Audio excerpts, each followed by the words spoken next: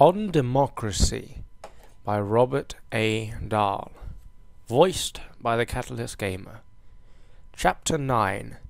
Varieties 1. Democracy on different scales. Are there different varieties of democracy? If so, what are they?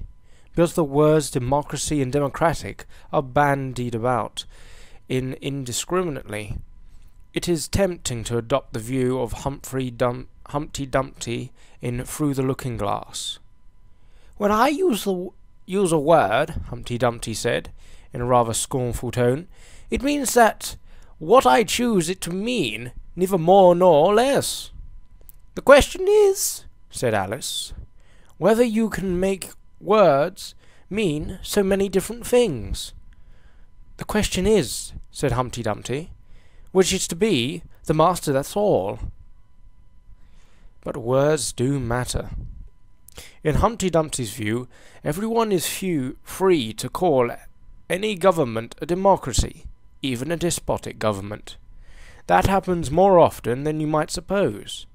Authoritarian leaders sometimes claim that their regime is really a special type of democracy, that is superior to other sorts. For example, V.I. Lenin once asserted proletariat democracy is 1,000,000 times more democratic than any bourgeoisie democracy. Soviet government is 1,000,000 times more democratic than the most democratic bourgeoisie republic. This from the man who was the major architect in constructing the foundations of the totalitarian regime that ruled the Soviet Union for more than 60 years.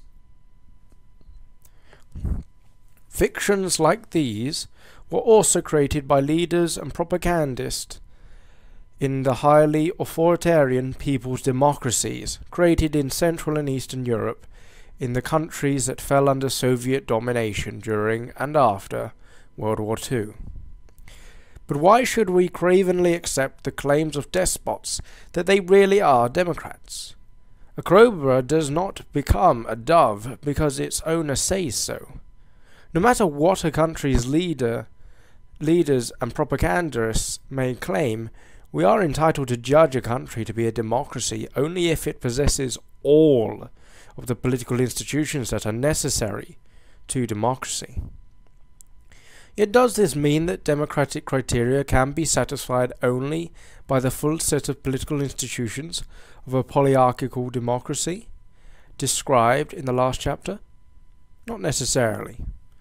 The institutions of the polyarchal democracy are necessary for democratizing the government of the state in a large-scale system, specifically a country. But they might be unnecessary or downright unsuitable for democracy in units on a smaller or larger scale, or in smaller associations that are independent of the state and help to make up civil society. More on this in a moment. The institutions of polyarchal democracy were described in the preceding chapter in general terms, but might not democratic countries vary a great deal and in important ways in their specific political institutions, electoral arrangements, party systems, and the like? We will consider some of these variations in the next two chapters. Because the institutions of polyarchal democracy are necessary does not imply that they are sufficient for democracy. Yes, a political system with these institutions will meet the democratic criteria described in Chapter 4, more or less satisfactorily. But it is not possible that other, perhaps additional, institutions might enable a country to achieve one or more of those criteria more fully. Democracy, Greek versus modern. If the political institutions required for democracy must include elected representatives, what are we to say about the Greeks, who first applied the word democracy to the governments of their city-states? Wouldn't we be pushing our present perspective to the point of anarchist Absurdity if we were to conclude that, like Lenin, Mussolini, and other 20th century anti-democrats, the Greeks simply misused the term. After all, it was they, not us, who first created and used the word democracy. To deny that Athens was a democracy would be rather like saying that what the Wright brothers invented was not an airplane, because their early machines so little resembles ours today. By proceeding with due respect for past usage, perhaps we can learn something about democracy from the people who not only gave us the word, but provided concrete examples of what they meant by it.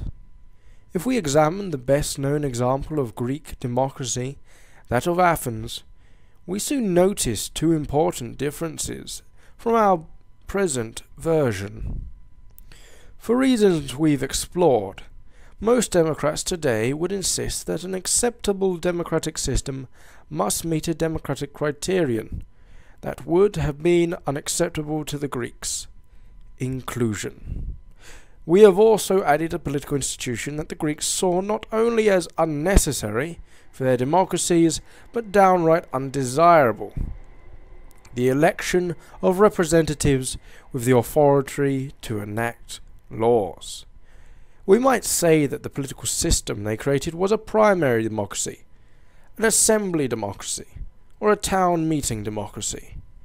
But they definitely did not create representative democracy as we understand it today. Assembly democracy versus representative democracy. Accustomed as we are to accepting the legitimacy of representative democracy, we may find it difficult to understand why the Greeks were so passionately attached to assembly democracy. Yet until recently, most other advocates of democracy felt that they did, all the way down to Jean-Jacques Rousseau in 1762, when the On the Social Contract was published, or beyond to the anti-federalists who opposed the new American Constitution, because they believed that under a federal government they would no longer be able to govern themselves, and to the citizens of cantons in Switzerland and towns in Vermont, who to the present day have jealously preserved their town meetings, and to American students in the 1960s and 1970s, who fervently demanded that participatory democracy should replace representative systems, and to many others who continue to stress the virtues of democratic government by citizen assemblies. Advocates of assembly democracy who know their history are aware that as democratic devices, representation has a shady past. As we saw in Chapter 2, representative governments originated not as a democratic practice, but as a device by which non-democratic governments, monarchs mainly, could lay their hands on precious revenues and other resources they wanted, particularly for fighting wars. In origin, then, representation was not democratic. It was a non-democratic institution, later grafted onto a democratic theory and practice.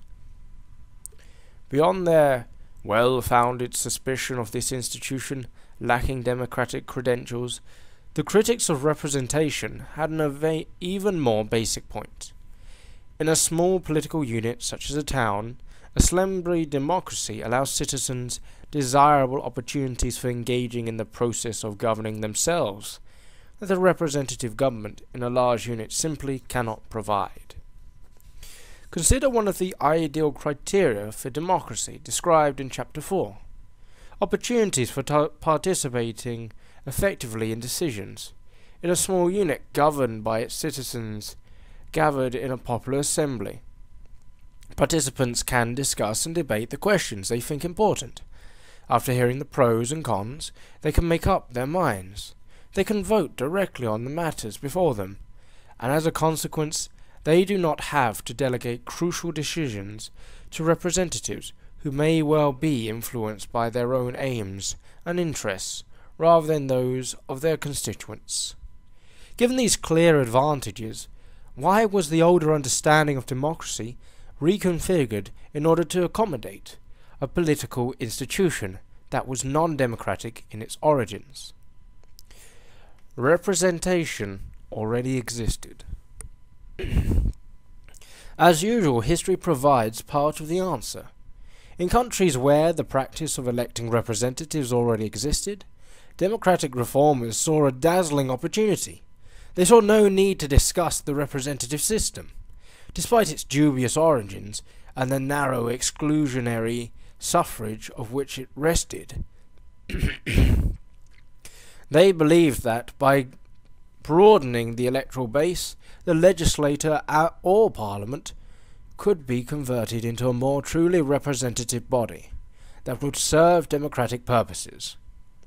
Some of them saw in representation a profound and dazzling alteration in the prospects for democracy. An 18th century French thinker, Destutt de Tracy, whose criticisms of his predecessor Montesquieu greatly influenced Thomas Jefferson, observes triumphantly, "Representation, or representative government, may be considered as a new invention, unknown in Montesquieu's time. Representative democracy is democracy rendered practicably for a long time and over a great extent of territory." In 1820, James Mill described the system of representation as the grand discovery of the modern times. New invention and grand discovery. The words help us to recapture some of the excitement that democratic reformers felt when they threw off the blinders of traditional democratic thought and saw that a new species of democracy could be created by grafting the medieval practice of representation to the ancient tree of democracy. They were right. In essence, the broadening process eventually led to a representative government based on an inclusive demos, thus helping to achieve our modern conception of democracy. Still, given representation's comparative disadvantages, why didn't democratic reformers reject it altogether and opt instead for direct democracy in the form, say, of a Greek-style People's Assembly? Although this possibility had some advocates, most advocates of democracy concluded, like the framers of the US Constitution, that the political unit they wanted to democratize was too large for assembly democracy. Once more, on size and democracy. Size matters. Both the number of persons in the political unit and the extent of its territory have consequences in the form of democracy. Imagine for a moment that you're a democratic reformer in a country with a non-democratic government that you hope to democratize. You don't want your country to dissolve into dozens of perhaps hundreds of ministers, even though each might be small enough for its citizens to gather frequently to exercise their sovereignty in assembly. The citizens of your country are too numerous to assemble, and what's more, they extend over a territory too large for all of you to meet without daunting difficulties. What are you to do? Perhaps today, and increasingly in the future, you might be able to solve the territorial problem by employing electronic means of communication that would enable citizens spread out over a large area to meet, discuss issues, and vote. But it is one thing to enable citizens to meet electronically, and quite another to solve problems posed by large numbers of citizens. Beyond some limit, an attempt to arrange for them all to meet and engage in a fruitful discussion, even electronically, becomes ridiculous. How big is too big for assembly democracy? How small is small enough? According to recent scholars' estimates, in Greek city-states, the citizen body of adult males typically numbered between 2,000 and 10,000. About the right number, in the view of some Greek political theorists, for a good polis. or self-governing city-state. In Athens, however, the citizen body was much larger than that, perhaps around 60,000 at the height to Athenian democracy in 450 BCE. The result, as one scholar has written, was that Athens simply had too many citizens to function properly as a polis. A century later, as a result of immigration, deaths from war and disease, and additional restrictions on citizenship, the number may have been reduced by half, which was still too many for its assembly to accommodate more than a small fraction of Athenian male citizens. A bit of simple arithmetic soon reveals the inexorable consequences of time and numbers.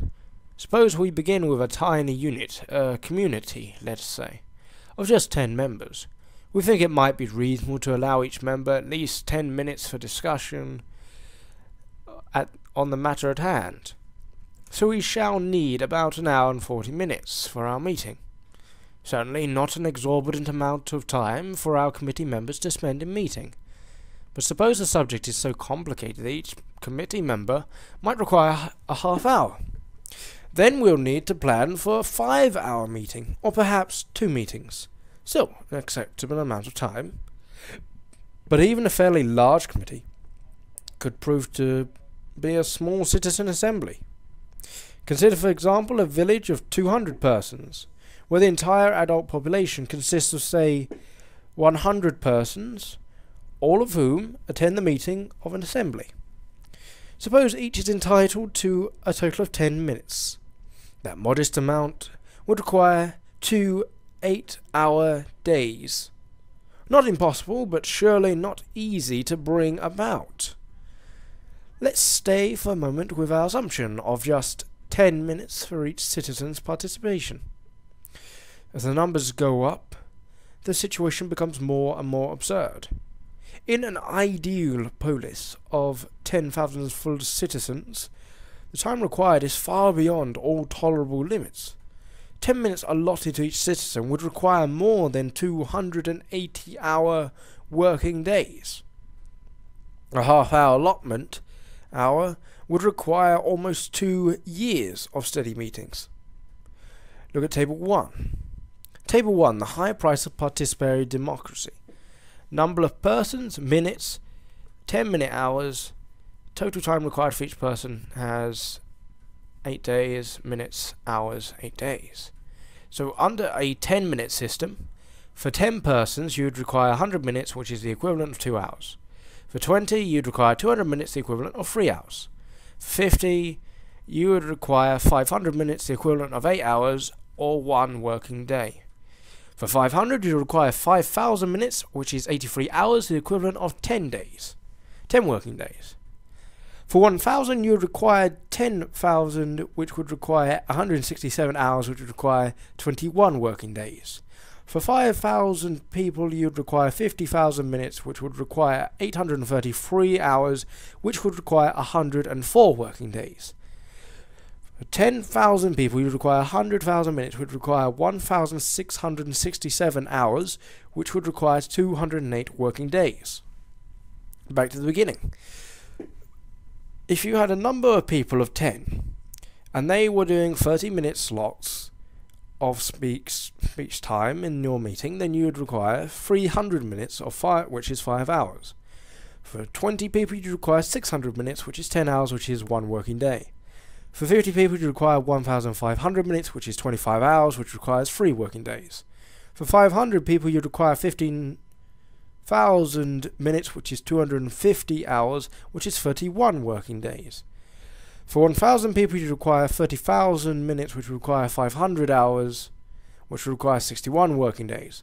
For 5,000 people you require 150,000 minutes, which require 2,500 hours, which require 313 working days. For 10,000 people you require 300,000 minutes, which would require 5,000 hours, which would require 625 working days, practically 2 years. Oh my. Now, to assume that every citizen would want to speak is, of course, absurd. As everyone with slightest familiarity with town meetings knows, typically a few persons do most of the talking. The rest may refrain for any one of many reasons, because what they intended to say has already been covered adequately, or they have already made up their minds, or they suffer from stage fright, a sense of inadequacy, lack of a pressing interest in the subject at hand, incomplete knowledge, and so on. While a few carry on the discussion, then the knowledge and so on. While if you carry on the discussion, then the rest listen or not, and when the time comes for a vote, they vote or don't. In addition, lots of discussion and inquiry may take place elsewhere. Many of the hours required in Table 1 may actually be used in discussing public matters in informal settings of many kinds. So we should not read Table 1 in too simple-minded a way.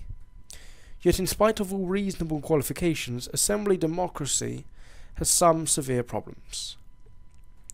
Opportunities for participation rapidly diminish with the size of the citizen body.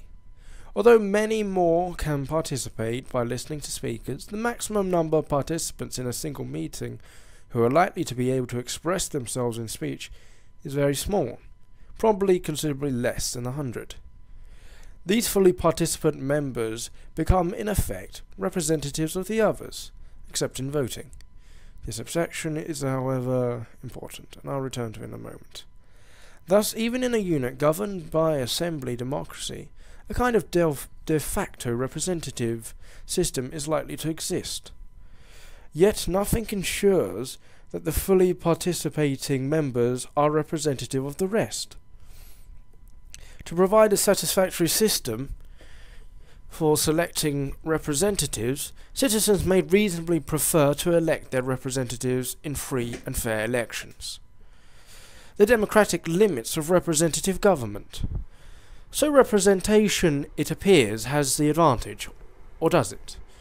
The irony of the combination of time and numbers is that it impartially cuts both ways.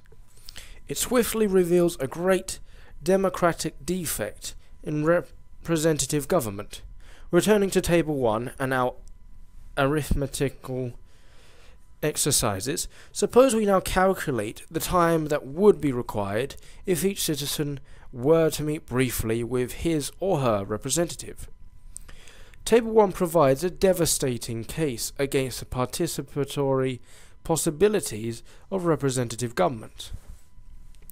Let's imagine an elected representative wishes to set aside 10 minutes for discussing matters with each adult citizen in the representative's district. We'll ignore the travel time and other practicalities. Suppose the district contains 10,000 adult citizens, the largest number shown in Table 1. QED. The representative would have to allow more than half the days of the year just for meetings with constituents.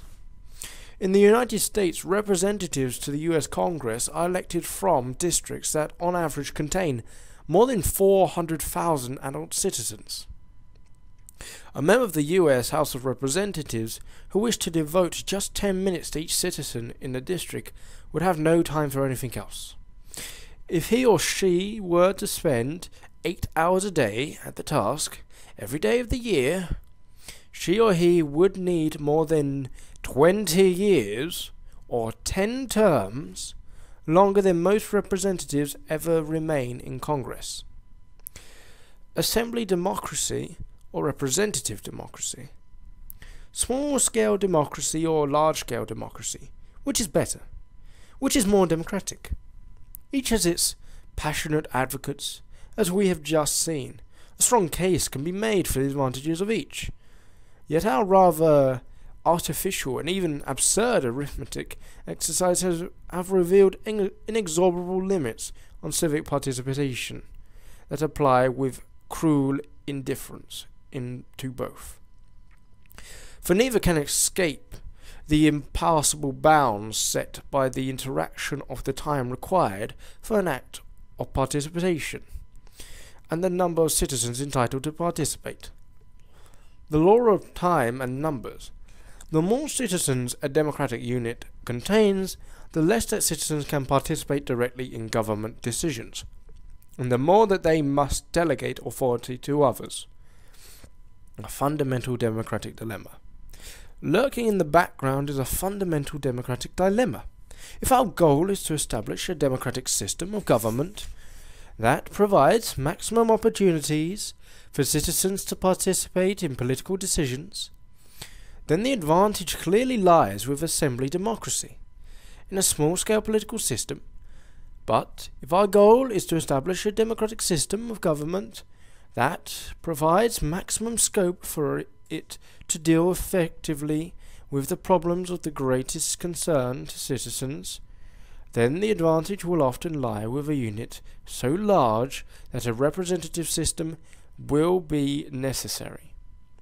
This is the dilemma of citizens' participation versus systems' effectiveness.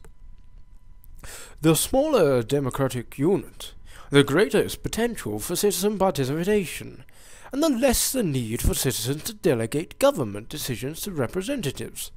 The larger the unit, the greater its capacity for dealing with problems important to its citizens, and the greater the need for citizens to delegate decisions to representatives. I do not see how we can escape this dilemma, but even if we cannot escape it, we can confront it. Small is beautiful sometimes. As with all other human activities, political systems don't necessarily realize their possibilities. A book title captures the essence of one's perspective. Small is beautiful. Unquestionably, it is possible, in theory, for very small political systems to attain a very high level of citizen participation that large systems can never match. Yet, they often, perhaps usually, fall far short of achieving their potential.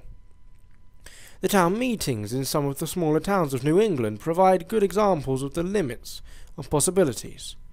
Although in most of New England the traditional town meeting has been mainly or entirely replaced as a legislative body by elected representatives, it is alive and well in mainly rural states of Vermont.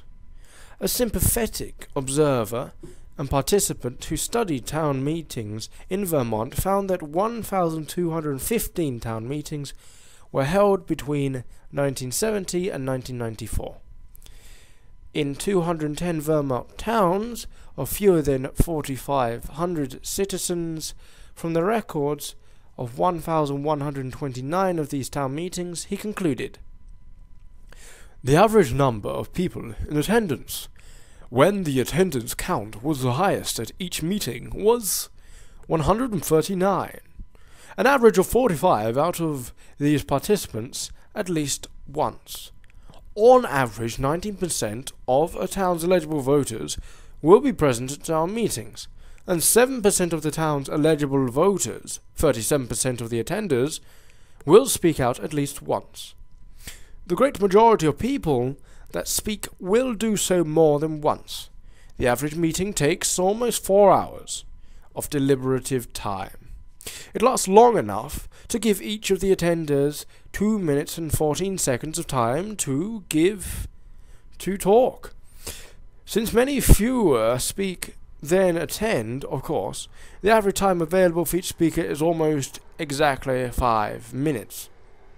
Conversely, since there are about 4 times as many participations as there are participators, the average town meeting allows for only 1 minute and 20 seconds for each act of participation.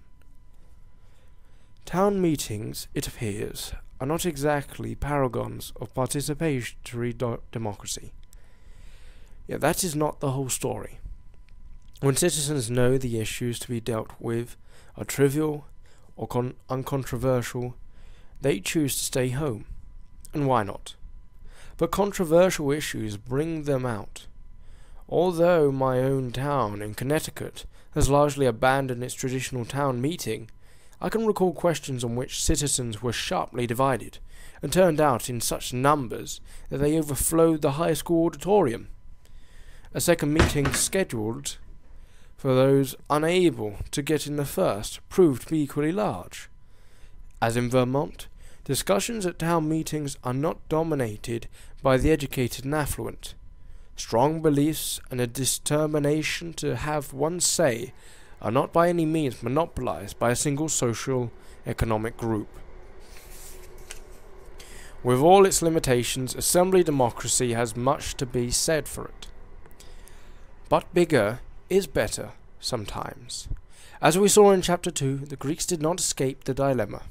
As they were aware, the Achilles heel of the small state is its military weakness. In the face of a large state, ingenious and valiant though the Athenians were in preserving their independence, they could not prevent defeat by the superior forces of Philip of Macedonia in 332 BCE, or the centuries of foreign dominion that followed. Once a centralized national state began to emerge, the remaining city-states were doomed. The late great city-state republic, Venice, fell without resistance to Napoleon Bonaparte's forces in 1797, and thereafter never regained independence.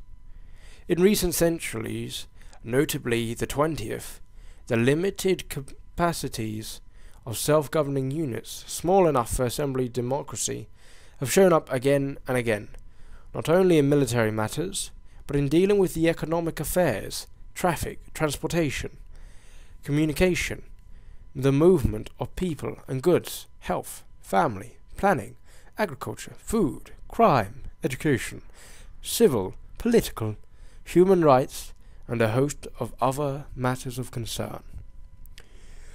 Short of a world cataclysm that would drastically and permanently reduce the world's population and destroy its advanced technology, it is impossible to foresee a world in which all large political units will have vanished, to be replaced entirely by completely independent political units with populations so small, say, fewer than 50,000 persons at most, that its citizens could govern themselves and would choose to govern themselves exclusively by a system of assembly democracy. To make matters worse, a world of small and completely independent units would surely be unstable, for it would take only a few such units to coalesce, engage in military aggression, pick off one small unit after another, and thus create a system too large for assembly government. To democratize this new and larger unit, democratic reformers, or revolutionaries, would have to reinvent representative democracy. The dark side, bargaining among elites. For all its advantages, representative government has a dark side. Most citizens in democratic countries are aware of it. For the most part, they accept it as part of the price of representation. The dark side is this. Under representative government, citizens often delegate enormous discretionary authority over decisions of extraordinary importance. They delegate authority not only to their elected representatives, but, by an event more indirect and circuitous route, they delegate authority to administrators, bureaucrats, civil servants, judges, and at a still further remove to international organizations. Attached to the institutions of a polyarchal democracy that help citizens to exercise influence over the conduct and decisions of their government is a non-democratic process, bargaining among political and bureaucratic elites. In principle, elite bargaining takes place within limits set through democratic institutions and processes, but these limits are often broad. Popular participation and control are not always robust, and the political and bureaucratic elites possess great discretion.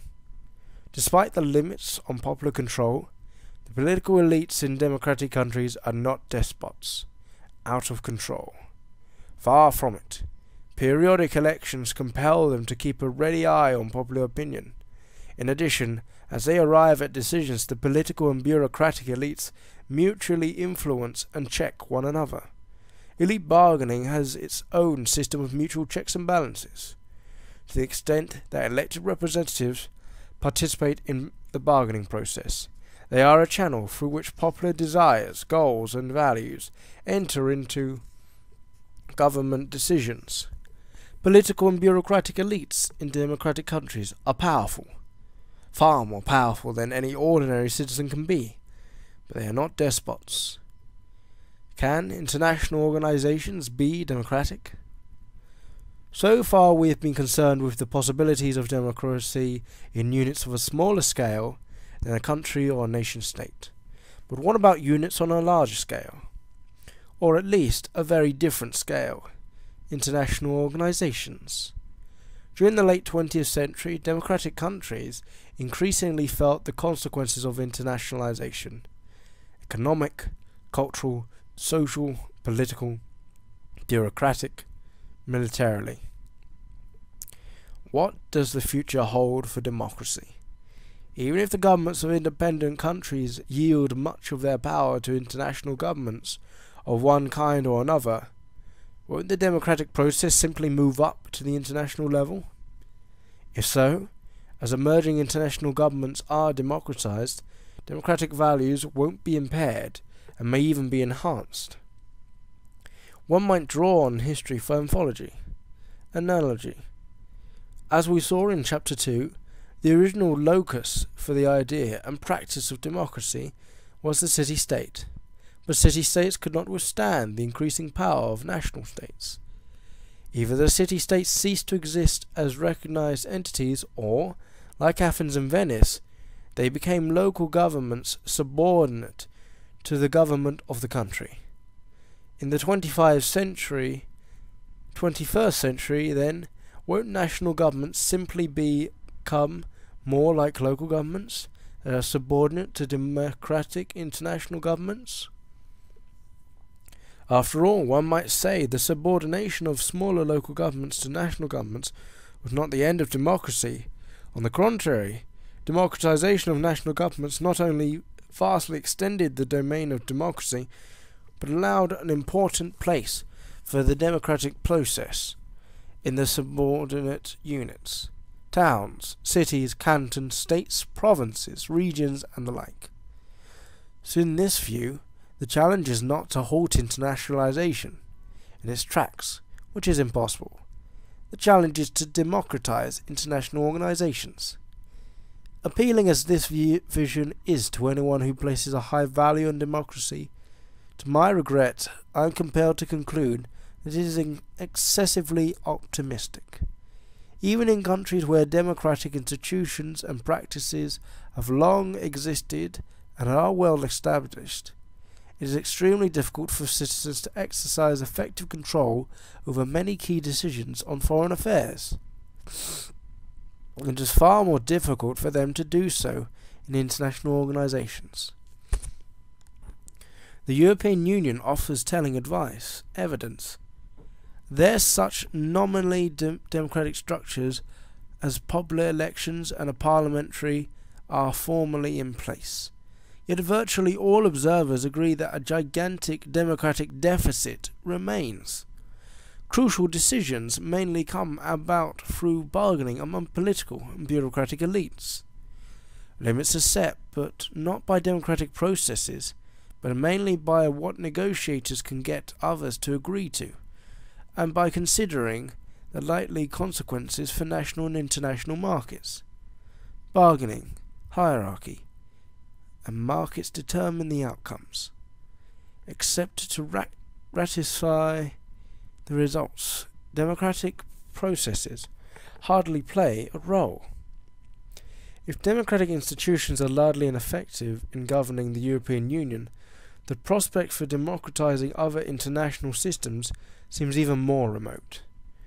To achieve a level of popular control that is anywhere near the level already existing within democratic countries, international organizations would have to solve several problems about as well as they are now dealt with democratic countries. Political leaders would have to create political institutions that would provide citizens with opportunities for political participation, influence and control roughly equivalent in effectiveness to those already existing in democratic countries. To take advantage of these opportunities, citizens would need to be about as concerned and informed about the policy decisions of international organizations as they now are about government decisions in their own countries. In order for citizens to be informed, political and communication elites would need to engage in public debate and discussion of the alternatives in ways that would engage the attention and emotions of the public. To ensure public debate, it would be necessary to create an international equivalent to national political competition by parties and individuals seeking office. Elected representatives, or functional equivalents to them, whatever they might be, would need to exercise control over important international bureaucracies, about as well as legislators and executives now do in democratic countries. How the representatives of a hypothetical international citizen body would be distributed among the people of different countries possesses an additional problem. Given the huge differences in the magnitude of the populations of different countries, no system of representation could give equal weight to the vote of each citizen and yet prevent small countries from being steadily outvoted by large countries. Thus, all solutions acceptable to the smaller democracies will deny political equality among the members of the larger demos. As with the United States and other federal systems, acceptable solutions may be cobbled together as one has been for the European Union. But whatever compromise is reached, it could easily be a source of internal strain, particularly in the absence of a strong common identity.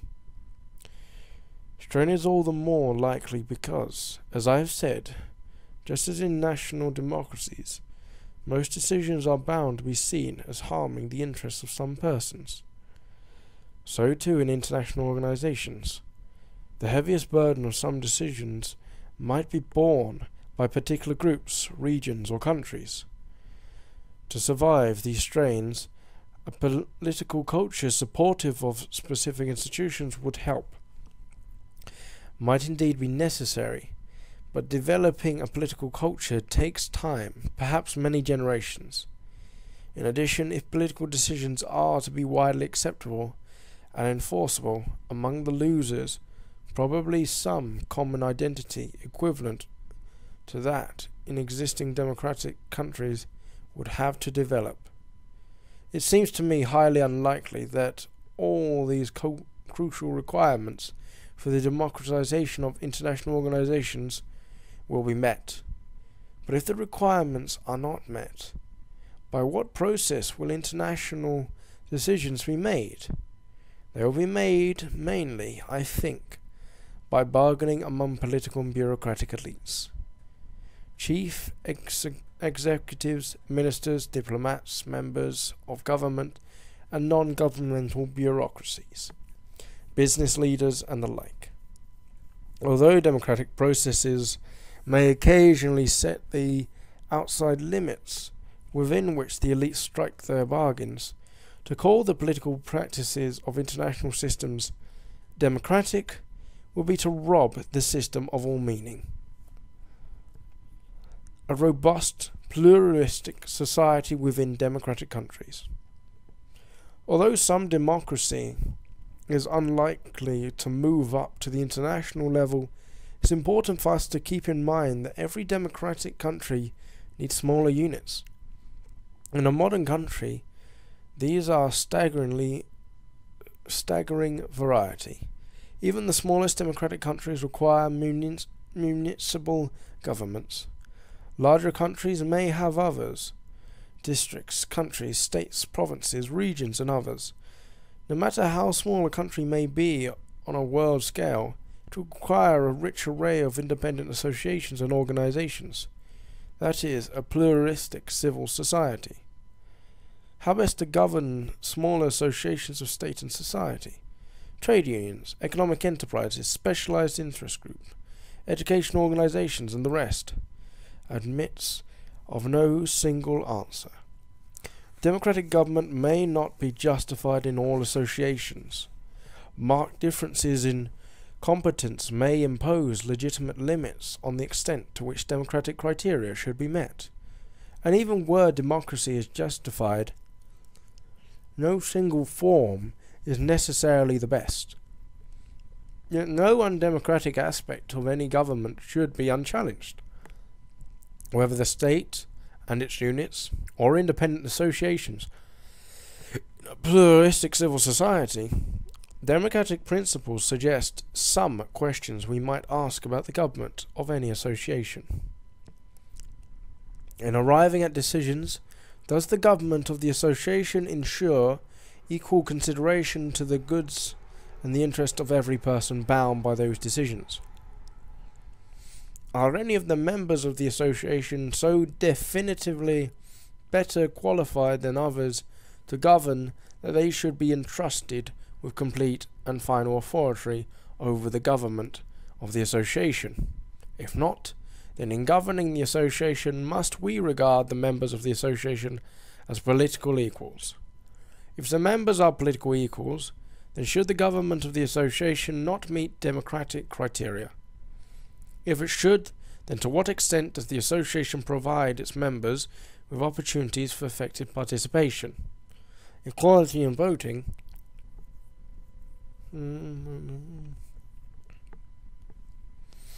gaining enlightened understanding and exercising final control over the agenda. In almost all, perhaps all, organizations, everywhere, there is some room for some democracy. And in almost all democratic countries, there is considerable room for more democracy.